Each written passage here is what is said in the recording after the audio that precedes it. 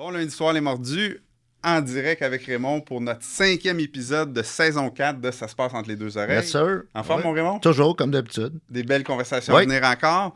Donc, je vais présenter Isabelle Richer, notre invitée. Salut. Isabelle, peux-tu nous parler de toi un petit peu? Écoute, que dire, je suis une jeune femme de 57 ans. Toute rayonnante, avec un beau sourire. Je suis la maman d'un beau jeune homme de 22 ans et je suis comédienne à mes heures. Oh, bon. C'est parfait. Raymond, tu nous présentes ton invité? Ben, Linda, en fait, j'ai 2 Linda dans ma vie. Oui. J'ai ma Linda à moi. Oui, Puis celle que tu as achetée. Oui, puis j'ai la Linda avec qui j'aime beaucoup travailler à bâtir ses messages, ses histoires, ses conférences, Linda Valade, avec qui on a commencé à travailler ensemble il y a peut-être 2 ans environ. On se voyait dans un souper des mordus. Ouais. Puis là, elle disait, faudrait bien un jour. Puis ce jour-là est venu. Puis on a eu bien du plaisir ensemble à travailler son beau message. Donc, Linda Valade, bienvenue au podcast. Parle-nous un petit peu de toi. Ben moi, je suis enseignante en communication non verbale et cette année, je me suis donné une année entière pour écrire un livre parce que je n'étais pas auteur avant, donc c'est un gros boulot. J'ai écrit sur l'intimidation silencieuse. Wow. Oui. Et je suis contente de voir qu'on a la même âge, toutes les deux. Super, super. Raymond, qu'est-ce qu'on fait avec ça aujourd'hui? Ben, Là, c'est rare qu'on ait des femmes. Hein? Ouais. Faut le mentionner. Ben, Félicitations. Les femmes sont très gênées de venir à Ça se passe entre tes deux oreilles. Mais à chaque saison, on tord le bras. Là, on n'a pas eu besoin de vous tordre le bras, mais on réussit à en avoir au moins un couple de femmes qui viennent nous voir là, par saison. Ouais. Fait que félicitations à vous de venir partager avec nous. peut-être approfondir un peu sur ce que vous faites, chacune d'entre vous. C'est quoi coach ou ce que tu fais, experte en communication non verbale. Puis je sais que tu travailles aussi, on est avec les mordus d'immobilier. Tu travailles beaucoup avec des gens d'immobilier, avec des courtiers d'immobilier. Fait que peut-être un peu approfondir. Bien, l'enseignement du langage non verbal, c'est beaucoup plus loin que de savoir est-ce que ça pique, qu'est-ce que ça veut dire, le bout du nez, tout ça, les croisements. Ça va beaucoup plus loin que ça. C'est vraiment de comprendre la pulsion de l'autre à travers notre communication. Ce qu'on sait, c'est qu'on a un impact sur l'autre à travers notre propre communication. Donc, la façon que moi, je m'exprime, la façon que je te regarde, s'il y a de l'authenticité derrière, s'il y a du réel intérêt, mais ça va connecter avec toi davantage que si je joue un jeu. Donc, le langage Mais là, c'est corporel... intimidant. Là, tu me dis ça, puis je te regarde. Là, je dis, m'analyse, c'est tabarouette. Non, c'est beaucoup plus dans le... C'est dans le feeling. On a tous la capacité de lire le langage non-verbal. Oui. De 0 à 2 ans, on l'a tous lu. On communiquait exclusivement à travers ça. Donc, c'est ce que je ramène chez les gens, cette conscience-là, cette sensibilisation-là. Et notamment chez les artistes, vous avez ce don-là, cette capacité-là, parce que vous le travaillez, de vivre l'émotion. Quand vous jouez une pièce, il faut la vivre pour qu'elle puisse être réelle, pour convaincre les gens. Exactement. Donc, c'est pour ça que vous arrivez à nous convaincre dans vos pièces. Dans la vie de tous les jours, des fois, on prend des raccourcis puis on fait semblant de dire « oui, ça m'intéresse ». Mais dans le fond, ça ne m'intéresse pas. La personne l'a ressenti. Donc, je ramène beaucoup les gens vers l'authenticité de leur message pour être sûr que leur communication non verbale travaille dans leur sens, dans le sens là où ils veulent aller, dans l'authenticité, dans... Voilà. Donc, ça permet d'aller plus vite dans nos relations interpersonnelles. Tout à fait. Oui, parce que c'est intéressant ce que tu dis parce que, comme comédien, moi, ça m'est déjà arrivé d'écouter une émission qui s'appelle De garde 24/7, où est-ce qu'on suit des médecins. Puis moi, comme comédienne, je trouve ça fascinant parce que, bon, évidemment, il y a des gens qui reçoivent des mauvaises nouvelles. Tu sais, ça se passe dans le milieu hospitalier, on suit des médecins avec des patients. Puis, à un moment donné, je me suis rendu compte que sur l'équipe de médecins qu'on suivait, mettons qu'il y en avait 5-6, en dehors de ce qu'ils savent, les médecins, la première qualité, c'est l'empathie. Puis, ils ont tous un discours empathique quand ils rencontrent les patients. Mais il y en avait il y en avait un ou une, je ne veux pas la nommer, je me disais, cette personne-là n'est pas empathique. Exact. Et là, je passais mon temps à essayer de comprendre comment ça se fait que je ressens ça, alors qu'elle a le même discours, que les la même autres. façon de s'adresser aux patients, de questionner, de s'occuper, mais moi, je ne serais pas bien d'être soigné par cette personne-là. Exactement. Donc, dans une communication, il y a les mots et il y a l'intention. Ben oui. Tout à fait. C'est l'intention derrière qui va faire bouger toutes les micro-expressions du visage, qui va faire que, hey, je le file ou je le file pas. Ce que toi, tu ressentais, c'est que tu voyais pas de cohérence entre tous ces mouvements-là au niveau du visage, au niveau corporel, qui allaient avec ce que la personne disait. Ouais. Parce que ce qu'il faut savoir, c'est ce qu'on dit, là, ça vient du coco, ça vient d'ici. C'est choisi au millième de seconde près. Alors que ce qu'on bouge dans le corps, les micro-expressions, ça bouge par l'émotion. Mais Fait il y a que si des gens l'émotion n'est pas là... Il y a des gens qui c'est très, très, très pointu. Je pense à une amie là, que j'avais fait un coaching avec elle. Dès qu'on disait quelque chose qu'elle n'était pas d'accord, son visage nous disait, elle n'avait pas besoin de dire un mot. Il y avait comme un petit pincement dans son visage. Tu faisais comme, oh, elle me juge. Là. Puis il y a d'autres gens, ben peu importe ce que tu vas dire, tu as l'impression qu'ils sont stoïques et sans émotion, sans opinion. Ce que tu dis, en fait, c'est qu'il y a des gens qui vont contrôler davantage que d'autres. Il y a des gens qui vont libérer leur langage non-verbal, qui vont laisser aller. Puis il y a d'autres personnes qui vont être plus en contrôle, plus en méfiance, en vigilance. D'où les joueurs de poker, genre. Exactement, exactement. C'est pour ça que pour s'aider, les joueurs de poker vont mettre une casquette, des lunettes. Ils vont se cacher, exactement, pour pas que leurs micro-expressions qui sont incontrôlables puissent trahir leur émotion qu'ils vivent au moment présent. Non, c'est sûr que mon amie, elle n'aurait pas été bonne au poker. Donc, j'ai le goût de nous demander à Isabelle, comme comédienne, est-ce que tu dois rentrer dans l'intention pour... Ah, mon Dieu, oui, c'est la première affaire bien évidemment, de croire ce qu'on vit, mais de rajouter des couches. Moi, souvent, je donne l'exemple. À un moment donné, j'avais joué un personnage. Au moment où est-ce qu'on rencontrait les deux personnages principaux, deux personnages féminins, moi, mon personnage avait formé comme avocate la jeune avocate. On avait été très, très, très proches, la distance a fait que quand je suis revenue après un congé de maladie, quand je reviens, elle a pris du galon, elle a pris de la place dans le bureau, et là, ça devient très conflictuel entre les deux. Donc, la série commence, c'est très conflictuel. Fait que moi, mon défi, ce que je disais à l'autre comédienne avec qui je jouais, c'est le conflit il est là sur papier, il est dans les répliques, tout ça, mais il devient intéressant dans la mesure où est-ce que ces femmes-là se sont aimées profondément. Ouais. Fait que, mais c'est très, très abstrait comme comédienne de dire, il faut qu'au départ, c'est pas la même chose de jouer un conflit avec toi si je t'ai jamais vraiment aimé ou si tu m'intéresses pas. Mais c'est pas le même conflit tout à fait. avec un ex ou avec une grande amie avec qui tu n'es plus ami pour X raison. Mais ça fait beaucoup plus mal un conflit avec quelqu'un que tu as déjà aimé qu'un conflit avec quelqu'un sur le coin de la rue parce qu'il n'a pas fait son c'est stop. ça, donc... 2 secondes après, c'est fini, là. Donc, c'est abstrait, qu'est-ce que tu rajoutes à ton jeu, mais il y a certainement quelque chose à rajouter parce que sinon, un conflit pour un conflit, c'est pas intéressant. Non, zéro. Fait que c'est toutes ces couches-là. C'est là où vous excellez dans aller chercher l'émotion réelle, aller s'imprégner de cette émotion-là. Ouais. Puis ça, c'est une question qui m'est souvent posée. Ils me disent, mais si la communication non verbale, on ne peut pas la jouer, comment ils font les comédiens? Bien, je dis, eux, c'est ce qu'ils travaillent, c'est ça leur art. C'est de vivre l'émotion pour pouvoir la transmettre. Oui, puis sans la... Tu sais, des fois, quand on joue un personnage qui est malveillant ou qui est... Tu sais, on se fait demander, hey, tu te fais dire, c'est vraiment une chipie ou c'est une hypocrite ou tout ça. Tu dis, moi, comme comédienne, je peux pas la juger parce qu'elle a des raisons pour être comme ça. Fait que faut que je trouve pourquoi cette fille-là est comme ça, sans jugement. Parce que si je la juge, je vais faire... va pas bien, Ben non. Est-ce que tu as besoin de te raconter l'histoire avant de raconter l'histoire? Oui. C'est ça, hein? Oui, donc, non seulement de se raconter l'histoire, mais ça va au-delà du scénario. C'est que, tu sais, tout dépendant des personnages, des fois, tu as besoin de t'expliquer pourquoi elle est comme ça. Donc, on va appeler ça un jardin intérieur, de dire, c'était probablement une petite fille qui était toute seule à l'école, puis pour telle raison, puis tu vas trouver comme un moteur de qu'est-ce qui fait qu'elle est devenue ça, cette femme-là. Ou, fait que, des fois, c'est souvent fait avec les auteurs. Donc, là, tu pourras me corriger si je suis dans le champ, là. Si tu as besoin de te raconter l'histoire pour pouvoir après ça la raconter, ça revient à ce qu'on dit dans notre livre, ça se passe entre les deux oreilles.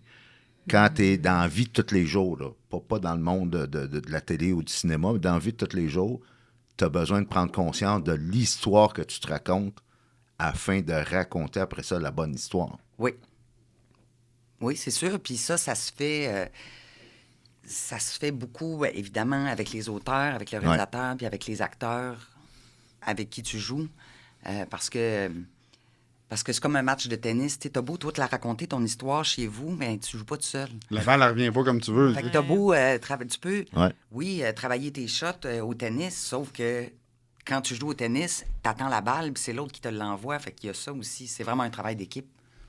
Fait que, dans le fond, sur un plateau, là, c'est pas vous arrivez chacun de votre bord, puis vous commencez à... J'ai mon texte, ton texte, on part. Il y a vraiment des réunions de dire, ben mon personnage, c'est ça, c'est comme ça, c'est comme ça. Comme là, je commence un projet. C'est important là, de bien puis- comprendre le portrait global, pas juste la mini-situation. Oui, puis c'est important, c'est primordial parce que le résultat, c'est l'ensemble des petites contributions de chacun. Mhm. Tu sais, comme là, je commence un projet. Hier, j'ai rencontré le réalisateur pour la première fois. Fait que là, on a parlé des textes, puis de tous les personnages, pas juste du mien, des dynamiques, de qu'est-ce qu'il veut faire. La synergie est importante. Ouais. Le contexte. Puis la semaine prochaine, je vais rencontrer les autres acteurs. La créatrice costume, elle aussi, elle a une vision. Fait que c'est toutes ces discussions-là en amont qui contribuent au résultat. Oui, Intéressant. très intéressant. C'est intéressant. Linda, ça. quand tu vas faire des conférences dans des bureaux de courtiers immobiliers ou dans des gros regroupements, si on veut, là, peu importe la bannière, qu'est-ce que tu constates? Parce que ça fait un petit bout que tu fais ça, là. Ouais. C'est quoi la dynamique? C'est quoi les défis que ces gens-là vivent et qui sont peut-être pas conscients? Puis toi, tu arrives avec ton message pour le faire prendre conscience. Ouais, je pense que souvent, c'est les gens, on pense qu'on est caché derrière nos faux semblants. On pense que ça passe. Tu sais, c'est un peu le sujet de l'intimidation silencieuse. On a l'impression que parce que je le dis pas, ça passe. Les gens, ils s'en aperçoivent pas. Que je peux ne pas être intéressée, je peux ne pas... et que les gens le verront pas. Fait que c'est vraiment faire prendre conscience de le message que tu véhicules à ton client. Là. Tu y crois-tu vraiment ou tu y crois pas? T'es-tu là vraiment pour l'aider ou t'es là pour faire ta semaine? Tu sais, c'est complètement différent. Quand tu es là pour aider, ben, tu as justement cette dose-là d'empathie qui va venir puis qui va faire que tu vas créer une relation avec l'autre. Fait que tout le temps la relation avant la business. Crée une relation avec ton client. Sois là pour les bonnes raisons et tout ton langage non-verbal ben, va travailler dans ce sens-là aussi avec toi. Puis après ça, tu sais, crée un espace de confiance. C'est vraiment ça parce qu'on est habitué de faire des raccourcis, tu sais, arriver tout de suite au but. Fait que malgré que la synergologie, c'est une science, tu n'as même pas besoin de l'étudier, tu as juste besoin de prendre conscience de c'est quoi ton message, ton intention. Oui, tout à fait. Mais c'est ce que je dis, hein, je suis là pour ramener des choses qu'on sait déjà, mais qu'on ne sait pas qu'on sait. Ouais. Qu'on Tout sait à déjà, fait. mais qu'on sait pas qu'on sait, c'est vrai. Exactement. C'est tout à Parce que fait c'est ça. inné, tu sais, ben, je sais pas si c'est inné, là, je pense que c'est inné de déchiffrer les expressions des autres, tu sais. Il y a Ben des oui. gens qui sont meilleurs que d'autres, justement, probablement parce qu'ils en prennent conscience et ils l'analysent. Tout à fait. Mais je pense que c'est Mais il y en naturel a qui dans sont- la relation. Mais Il y en a qui sont plus sensibles à ça, je pense. Tout à fait. Tout à fait. Ouais. Puis t'as- Pourquoi, mettons, si tu es un groupe, il y a une nouvelle personne qui se joint, le lendemain, tu vas dire pas des bonnes vibes. Ah, ouais, pourtant, il est fin. Tu sais, on a. Ouais. On a Deux Il y a- réalités différentes. ouais. Ben, il y a comme deux catégories d'individus. Il y a les gens qui sont plus intuitifs, qui, eux, vont se laisser guider par qu'est-ce qu'ils ressentent. Puis ce qu'ils ressentent est directement lié à ce qu'ils voient inconsciemment, souvent. Oui, c'est La ça. lecture des émotions, ça passe un 25e de seconde, mais notre inconscient les voit, même si notre conscient ne le voit pas. Donc ça nous influence. C'est pour ça qu'on a beaucoup d'impact. On a beaucoup de... Les gens vont se faire une opinion sur toi à travers des choses dont tu n'as même pas le contrôle consciemment. C'est à travers ce que tu ressens, ce que tu vis. Ouais, OK? ouais. Donc, tu as des gens qui sont intuitifs, qui vont se fier à ça. Tu as des gens qui sont très rationnels. Exactement ce que tu viens de mentionner. Tu as des gens qui disent ben quoi, ce qu'elle a dit, c'était bien, son message, tout ça était cohérent. Mais ça, c'est ce qu'on voit, ce qu'on mesure de façon logique. Mais ce n'est pas ce qu'on ressent. Donc, les gens qui sont plus intuitifs, tu sais, on entendait souvent les gens dire « Ah, il y a le pif, lui, pour les bonnes affaires. » Il y a un Ouais. bon feeling, il y a un bon ressenti. Bien, c'est des gens qui se laissent guider davantage par ce qu'ils ressentent. Alors que les gens qui sont plus logiques, cartésiens, bien, souvent, ils peuvent se faire plus flouer parce qu'ils vont aller juste avec les chiffres, juste avec le visible, mais moins avec le ressenti. Puis la vraie communication, on la ressent. L'idéal dans un partenariat ou dans une organisation, c'est d'avoir les deux. Tout à fait, tout à fait. C'est là qu'on s'élève quand on s'associe avec des gens qui ont notre complément. Mais quand on dit, tu sais, on peut pas plaire à tout le monde, là, mais il y a de ça beaucoup parce que, tu sais, des types différents, Tu sais, quelqu'un qui est très expressif avec quelqu'un qui va capter beaucoup ces choses-là, ben, il va chercher un message différent que l'autre personne à côté qui capte moins les petits signes plus fins. Ouais, mais là, on est plus dans le relationnel. Là, on Ouais. est plus dans le relationnel et c'est bien parce que c'est vrai que d'office, on peut dire je m'entends moins bien que cette personne-là, mais souvent, c'est notre complément. Donc, quand on en prend conscience, on va dire ben, j'ai tout avantage finalement à collaborer avec lui parce qu'il est différent. Et là, on est dans une sphère relationnelle. Quand on est dans une sphère de pouvoir décrypter l'autre de façon plus intuitive ou plus logique, c'est un peu ce que je disais tantôt. On est capable de reconnaître l'authenticité des gens plus par rapport à notre feeling, à moins d'être formé. Quand je forme des gens qui sont très logiques, très cartésiens, là, eux ont un bénéfice supplémentaire parce qu'à la fois, ils sont capables maintenant d'associer la lecture de façon logique. Par exemple, ils vont dire écoute, ce qu'il dit, ça tient, mais par contre, quand il le dit, qu'est-ce qu'il a fait? Bien, il s'est balancé par en arrière. Vous rêvez d'agrandir votre parc immobilier, mais vous vous sentez submergé par la paperasse. Les tâches administratives vous volent un temps précieux? Nous vous recommandons Plexflow, le logiciel de gestion locative centralisé qui automatise vos tâches administratives et vous permet de rester concentré sur vos objectifs de croissance. Rendez-vous sur plexflow.ca pour un essai gratuit de 30 jours. Tout à coup, il s'est relevé la tête vers le haut. Il me regardait un peu plus avec l'œil droit et tout à coup, j'ai vu un petit peu de mépris, même s'il me disait oui. Ah oui, ça, c'est du Tu mépris. comprends? Oui, la lèvre de Je même. suis pas capable, moi. Tu sais, là, il est capable d'associer des lectures corporelles, exemple, un axe de tête supérieur, une main, exemple, une petite main détendue comme ça. Tout à coup, il dit non, ça va bien, puis la main se tend. Tu dis, ah, c'est bizarre. Ça se tend pas quand on va bien. Ça se détend. Tu comprends? Fait que les cartésiens, quand ils sont formés, deviennent hyper puissants au niveau de la lecture corporelle parce que à la fois, ils ont cette logique-là où ils sont capables Ils décodent, ouais. de décoder et en même temps, bien là, ils peuvent associer la lecture corporelle à leur logique, tu comprends? Fait que ça, c'est super intéressant. Puis dans le milieu de la finance, justement, ce que j'ai remarqué depuis quand même, ça fait, j'ose plus dire combien d'années que j'étais dans le milieu de la finance, là, dans les années 80, fin 80, il y a beaucoup de cartésiens. Il y a beaucoup de gens qui sont cartésiens parce que c'est les chiffres. Fait que je ne dis pas qu'il n'y a pas d'autres hémisphères, là, mais donc ces gens-là, quand ils sont formés, ont un grand avantage. Isabelle, dans le métier de comédienne, on présume qu'il doit y avoir des hauts et des bas. Et comment tu fais, si on revient à notre thématique de notre podcast, ça se passe entre les deux oreilles, comment tu fais pour négocier avec tout ça, puis réussir à, au travers les défis, te raconter les bonnes histoires? Qu'est-ce que tu veux dire par me raconter bonnes histoires? Ben, quand arrivent des défis, quand vient l'adversité, dans la vraie vie, là, tu sais. Tu sais, moi, j'ai été très privilégié. Depuis 30 ans, j'ai pas mal tout le temps travaillé. OK. Mais comme là, je viens d'avoir une longue période où j'ai pas travaillé. C'est un métier où est-ce que tu es tributaire du désir des autres. Mais juste pour... tu sais, on en parlait à la maison. Toi, tu trouves que tu n'as pas travaillé, mais nous, on t'a vu quand même un peu partout. Ben oui, mais ça fait 2 ans et demi que je l'ai fait, ça, cette série-là. C'est ça. Notre impression à nous, c'est que tu travailles tout le temps parce Ben que oui. en plus des nouvelles séries, il y a les reprises. C'est comme notre podcast, tout ce qui se ça, passe. C'est Jeff, ça. ça. Les gens pensent qu'on est tout le temps en arrêt d'un micro. On fait ça juste une couple de fois par année. Mais c'est important, cette perception-là, parce que tu as un long bout que tu n'as pas travaillé, mais le public, lui, il dit « Coudon, elle travaille tout le temps, elle. » C'est là le défi, vous autres, de garder ça sain entre les deux oreilles. Oui, mais moi, c'est ce qui m'a marqué. C'est particulier. Tu sais, mettons, une des raisons pour laquelle moi, je me regarde plus à la télé, c'est parce que il y a quelque chose dans ce métier-là. D'abord, tu es tributaire du désir des autres. Donc, tu passes des auditions, tu es refusé. Des fois, tu l'as. Des fois, plus souvent qu'autrement, tu ne l'as pas, là, de façon générale. Tu passes la première heure et demie de ta journée devant un miroir. T'as un Kodak d'en face pendant 13 heures. Ouais. Fait qu'aller me regarder une fois que je suis rendu chez nous, là, à un moment donné... Là, ça suffit. Non, moi, en tout cas, personnellement, ça me prend, cette affaire-là. C'est pour ça, moi, que je fais pas tant d'entrevues ou de quiz puis tout ça. C'est pas par... c'est juste parce que moi, j'ai besoin de pas être devant la caméra. C'est bien en masse, là. Quand je fais une série... C'est pas vrai que le vendredi soir, je vais aller faire la fureur. J'ai eu ça dans... Tu sais, je veux pas me regarder dans le miroir, je veux pas m'écouter à la télé. Je veux... faire autre chose. Ouais. Parce que sinon, c'est... Et tu es en train de nous dire que... Puis ton outil de travail, en plus, c'est toi-même. Ben oui. Exact. T'sais. Une comédienne de ton expérience, avec ta crédibilité, va quand même se faire refuser parfois en audition. Ben oui, mais là, j'en passe plus tant d'auditions. Okay. Mais est-ce que, de façon générale, ça arrive? Ah oui, j'en ai passé une, là, il n'y a pas longtemps, je ne l'ai pas eu. OK. Ben oui, c'est sûr.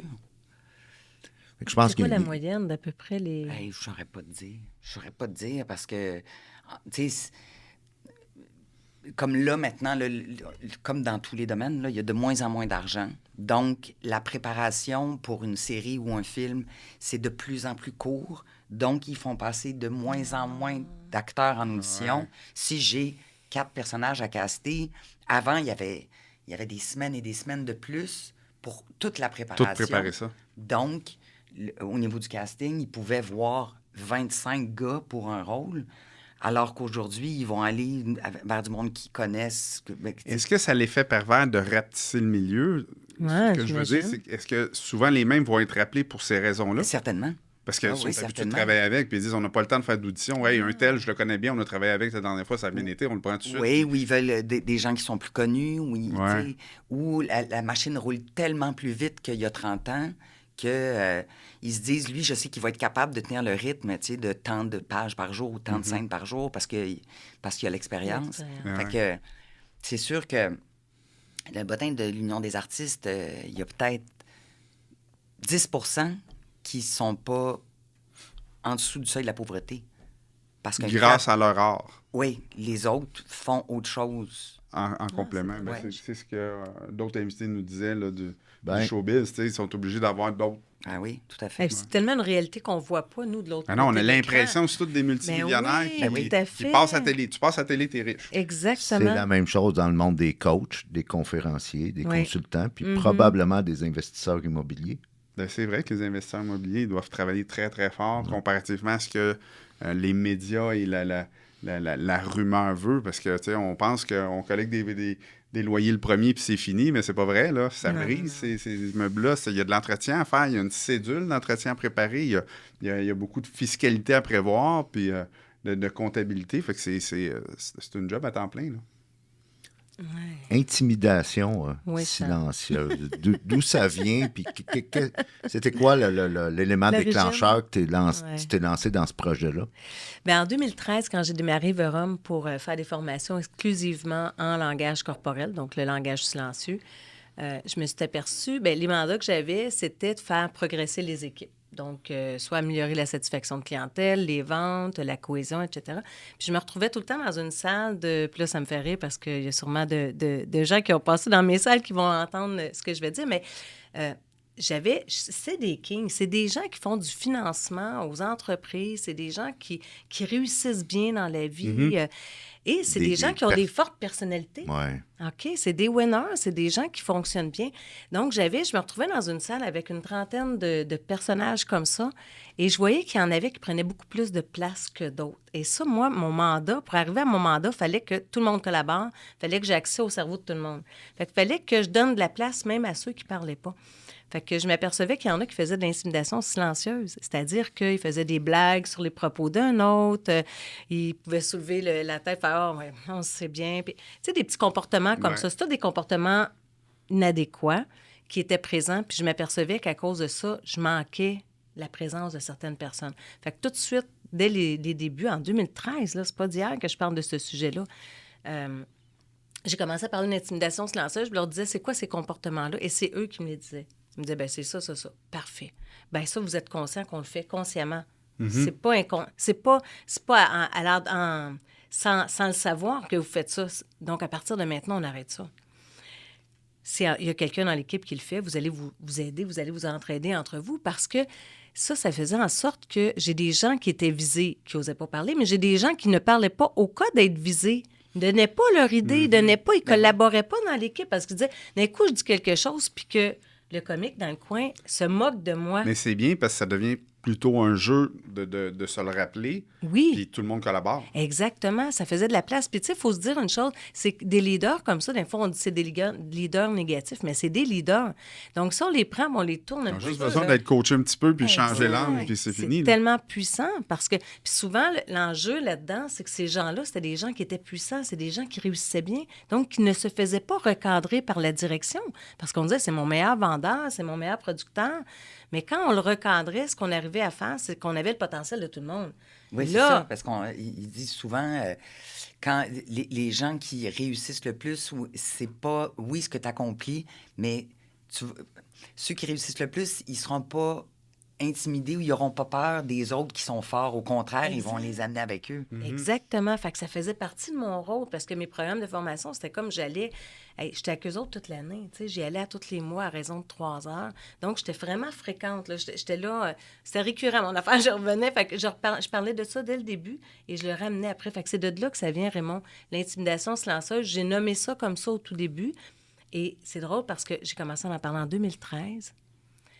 Et en 2023, j'ai parlé de ça avec une organisation en milieu scolaire, puis on disait, il faudrait tellement que tu nous écrives de quoi. Puis c'est comme ça qu'est né le livre. Puis là, j'ai dit, OK, je vais l'adresser aux enfants. Puis en cours de route, j'ai dit, mais non, il faut que je l'adresse à mon public, qui est le corporatif. Et finalement, bien, avec tout ce qui se passe au niveau de la planète, avec les objectifs de développement durable, on parle d'intégration, de diversité, d'inclusion et tout ça. Fait que je dis, il faut aussi que je l'amène dans ça. Fait que ça m'a pris c'est pour ça que ça m'a pris 1 an. Mais ce qui m'a fait sourire, c'est que quand j'ai commencé à écrire en 2023, j'ai tapé « intimidation silencieuse ». La seule chose qui sortait sur tout le web, c'est l'article que j'ai écrit en 2016. J'ai dit, il n'y a jamais personne qui en a reparlé après moi. C'est fou, hein? C'est fou quand même. Puis là, tu vois, après, je me suis amusée à aller... Le temps de mon écriture, j'ai eu plusieurs interviews avec le HEC, avec ISARTA et tout ça. Puis là, je suis allée voir sur intelligence artificielle et quand on tape intimidation silencieuse, c'est tous mes articles qui sortent. Bon. Ça veut dire qu'il n'y a personne qui en avait parlé. Mais pourtant, c'est une réalité, là. C'est de l'intimidation. On sait que ça existe, mais on ne veut pas en parler. Non, mais elle est vraiment bonne, hein, parce que moi, j'ai tout le temps plein d'idées, puis à chaque fois, je vais voir sur Google si ça existe déjà. Ça existe déjà. C'est drôle. Mais tu sais, je me suis posé la question, pourquoi que c'est moi qui en ai parlé? Parce que c'est quand même, tout le monde sait mais ça, as-tu là. vécu l'intimidation quand tu étais plus jeune, dans ta business? À peine. Tu sais, des petites affaires, là, tellement rien à comparer à ceux qui en ont vécu réellement. Au niveau du travail, oui, à un moment donné, tu t'élèves, puis tu arrives en réunion, tu veux donner ton opinion, puis il y a des gens qui vont se moquer, le cœur te va vite demain, tu veux prendre la parole, le cœur débat. Tu sais, j'ai vécu des petits trucs comme ça, mais rien de suffisant pour dire, OK, je vais écrire ça. Je pense que la raison pour laquelle je suis allée là, c'est vraiment que mon expertise en langage corporel, c'est du langage silencieux. Ma sensibilité par rapport à l'humain, moi, je suis une hypersensible, je pleure à rien. Je veux pas qu'il y ait de mal sur la planète. Fait que ma sensibilité par rapport à l'intimidation, ben, a fait que les deux ensemble, ben, j'ai décidé d'écrire quelque chose sur l'intimidation silencieuse pour diminuer l'intimidation. Parce que l'intimidation silencieuse, c'est dans mon champ d'expertise. C'est du langage non verbal. Oui, puis c'est très insidieux. Exactement. C'est très insidieux, puis c'est plus difficile à nommer, de dire à quelqu'un. Oui, c'est quoi, parce que, tu sais, l'intimidation, une bonne tape sur la marboulette ou crier après quelqu'un, puis des propos violents ou inappropriés, c'est facile à cibler.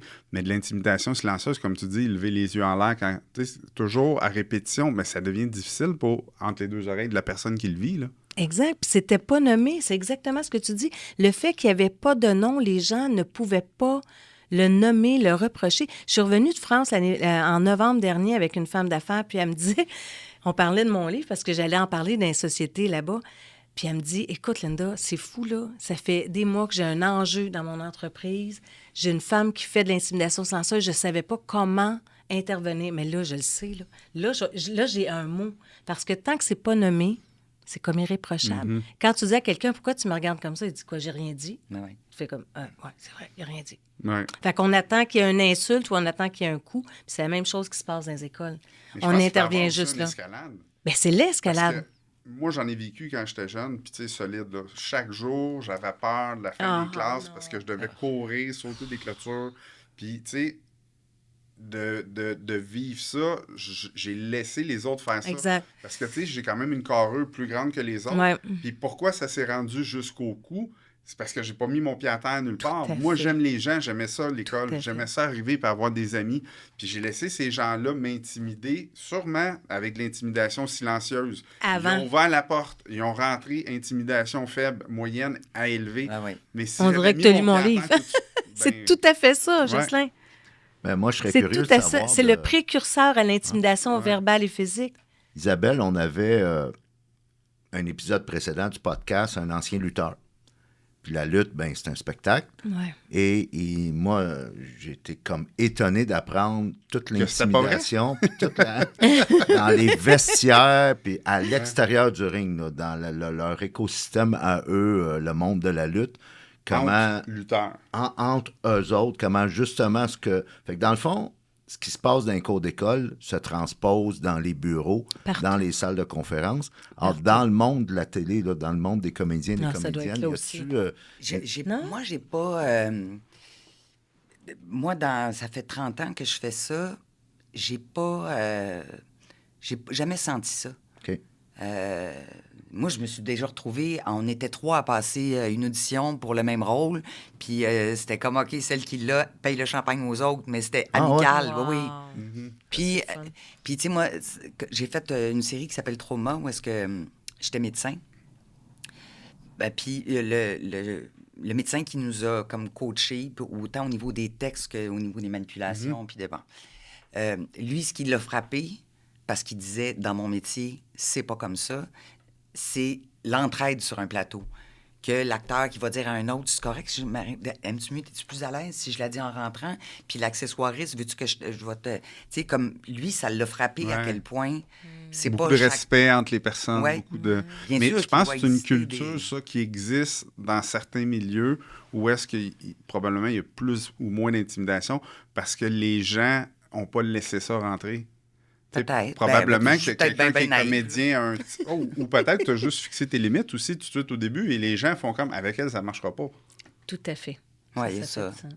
Ça se passe tout Mais entre les deux ça oreilles. parle de l'environnement aussi qui est quand même semblable, mais ce que tu dis, c'est un bon point. Ouais. Parce qu'il y a des gens qui sont plus ciblés que d'autres par leur posture à Puis, eux tu intérieure. sais, je dis pas que c'est de leur faute, parce qu'en tant que jeune homme de, je pense, de 7 à 10, 11 ans, là, la période primaire, je ne l'ai pas attiré à moi, mais je vivais des choses qui faisaient que j'avais pas une super confiance en moi. Tout à fait. Et tu sais, je voulais pas perdre des amis. Fait que pour pas perdre, ben, tu sais, on a peur de perdre. Pour pas perdre, j'ai toléré des choses. Puis là, j'ai toléré plus. Puis là, à un moment donné, j'étais pris dans une genre de vis sans fin. Là. Où est-ce qu'il y a le lien encore avec le langage non verbal? C'est la posture. Quand tu me dis que tu n'as pas confiance en toi, quand tu n'as pas confiance en toi, comment tu marches? Les épaules plus par en dedans. Tu regardes moins vers les autres. Tu sais, tu as une démarche plus... C'est pour ça qu'on est plus intimidé. Un enfant qui marche plus comme ça va être plus intimidé que la personne qui a une assurance puis qui marche comme ça. Donc, la cible a aussi un impact. Tu sais, la personne qui est intimidée a un travail aussi à faire, malheureusement. Et c'est nous, en tant que parents, en tant qu'accompagnants, en tant qu'enseignants, d'aider cet enfant-là à dire il faut prendre un peu plus confiance. Donc, lui donner des outils. Puis dans mon guide, j'en parle. Je parle des outils qu'on peut offrir aux enfants pour gagner en confiance. Mais j'avais lu quelque part, justement, parce que ça me touchait beaucoup. Quand j'ai de la chance, je m'instruis là-dessus. Puis pour pas que ça se produise avec mes enfants aussi, parce que moi, c'était ma plus grosse peur. Puis tu sais, ça s'est pas produit. Pourquoi? Parce que j'avais lu à quelque part qu'à un très jeune âge, tes enfants, il faut que tu les laisses gagner. Fait que, tu sais, se chamoyer avec son fils, puis faire la lutte, là, puis qu'il gagne sur toi, mais c'est impossible qu'il gagne. Il est haut comme 3 pommes, puis je paye 150 livres de plus que lui. Fait que le laisser gagner comme ça donne une confiance en lui, où est-ce que dans ses interactions avec les autres, ça va vraiment minimiser beaucoup l'intimidation possible. Mais moi, quand mon fils était petit, je me souviens que j'étais aussi à l'affût, évidemment, tu veux pas que ton fils soit intimidé, mais qu'il soit intimidateur aussi. Oui. Ah, J'ai ben oui. beaucoup parlé de ça avec lui. Ouais. Tu sais, je me souviens, il y avait un petit gars, à un moment donné, qui était rentré à son école, puis j'avais dit, lui, là, moi, je le sais, je le vois, là, il était nouveau à l'école, il a tout pour se faire intimider. Puis là, non, mais on peut en parler, toi, puis moi, juste ensemble, là, physiquement, il est différent, il a une coupe de cheveux qui n'a pas d'allure, dès qu'il est contrarié, il pleure pour s'écraser à terre.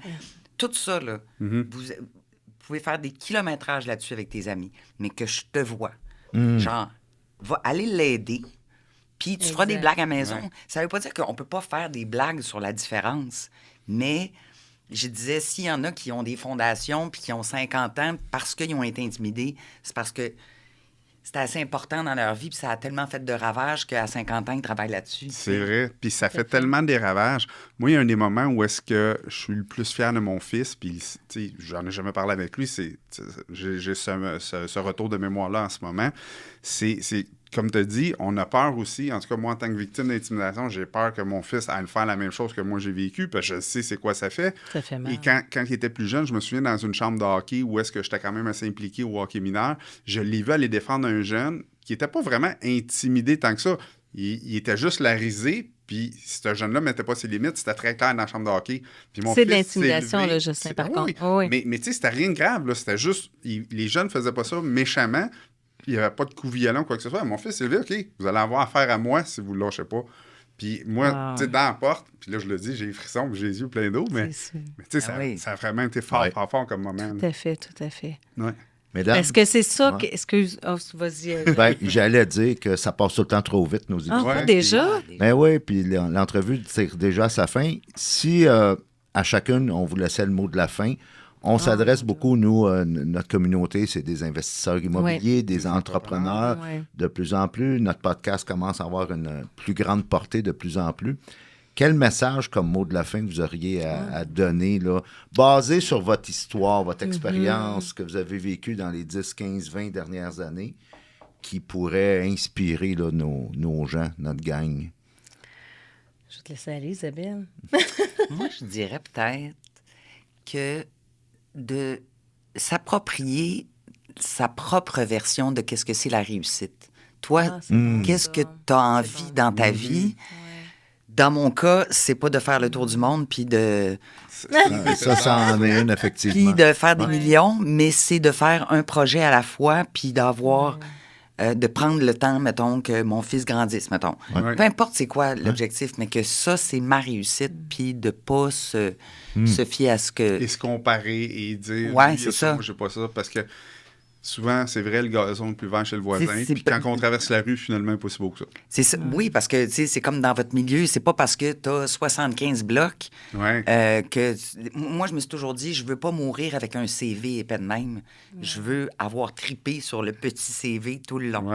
Fait que... Ah, c'est bon. Ah, c'est bon. Mais c'est le fun que tu dises le nombre de portes, parce que, tu sais, c'est un milieu où est-ce que les gens... Tu sais, ils se rencontrent la première fois dans un 5 à 7, puis c'est la première question. Et là, je vais passer du temps avec toi si tu as beaucoup de portes, mais si tu n'as pas de portes, je vais avoir... c'est ça. Pour de vrai, c'est limite hautain un petit peu comme ça. Tu sais, c'est un côté un petit peu plus plate de notre milieu. Mais c'est vrai que s'ils se concentraient à dire, ben c'est pas le nombre de portes, c'est la personne qui est important, c'est ce qu'elle fait avec ses portes, c'est qui elle aide avec ses portes, c'est comment elle traite ses gens, ben on serait peut-être dans un monde meilleur un petit peu. C'est bon. Linda? Ben, écoute, j'aurais envie de dire que par rapport à la communication non verbale, c'est sûr que des fois, on se dit « Oh, j'ai peur que ça me trahisse ». Dites-vous une chose, votre langage non verbal ne vous trahit jamais, il vous traduit. Alors, simplement pensez au message que vous passez. Est-ce que c'est réellement ce que vous ressentez? Donc, votre langage non verbal, lui, va toujours aller dans ce sens-là. Alors, ben, merci pour le beau message. Hey, Raymond, tu trouves pas c'est doux avec des filles? Oui, hein? Ça en prend plus. Ça en prend plus. Non, mais les gars, on a des discussions qui sont tout aussi le fun, différentes, mais j'ai trouvé que c'était un message très doux qu'on a lancé aux auditeurs. Je vous en remercie. Merci pour l'invitation. Les Mordus, encore un bel épisode, contenu chargé.